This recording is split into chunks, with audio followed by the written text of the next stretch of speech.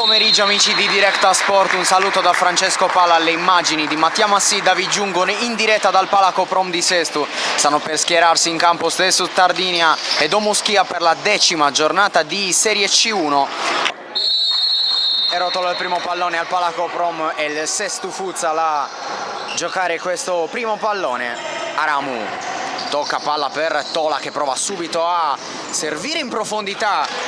Il numero 10 del Sesto Sardinia Futsal, del portiere del Sesto Sardinia, che qui deve ancora subire l'offensiva del Domuschia. Ancora una volta Valdes con una gamba va a rendersi pericoloso.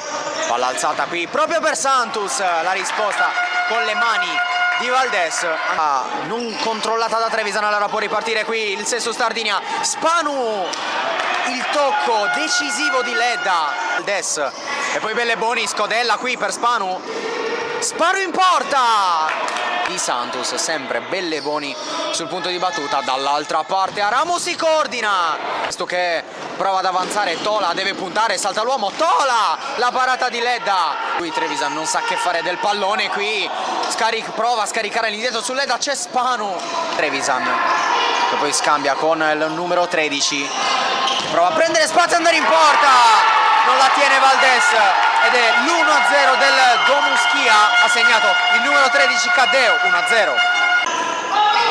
Carletti gioca su Tola, spazio per lui, in mezzo Belleboni, buona traccia qui Spanu e poi il tocco di Carletti che a 31 secondi effettivi dalla fine del primo tempo pareggia per il Sesto Sardinia 1-1. Carletti, un giocatore del Sesto. Intanto qui Spanu, che occasione e che parata di Ledda, prova a ripartire, giocatissima di Pinna che prolunga per Santos di Belleboni. Allora Spanu col sinistro, palla di poco larga.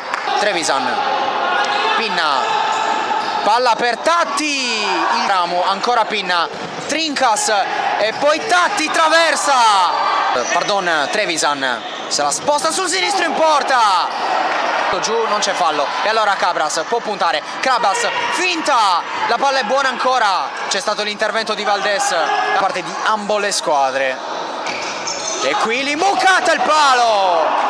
Ancora Belleboni, Spanu in sottoporta, la palla entra in porta, il gol di Francesco Tola, la ribaltata completamente, l'arco e la freccia del numero 9 e 2-1 per il Sesto Sardinia.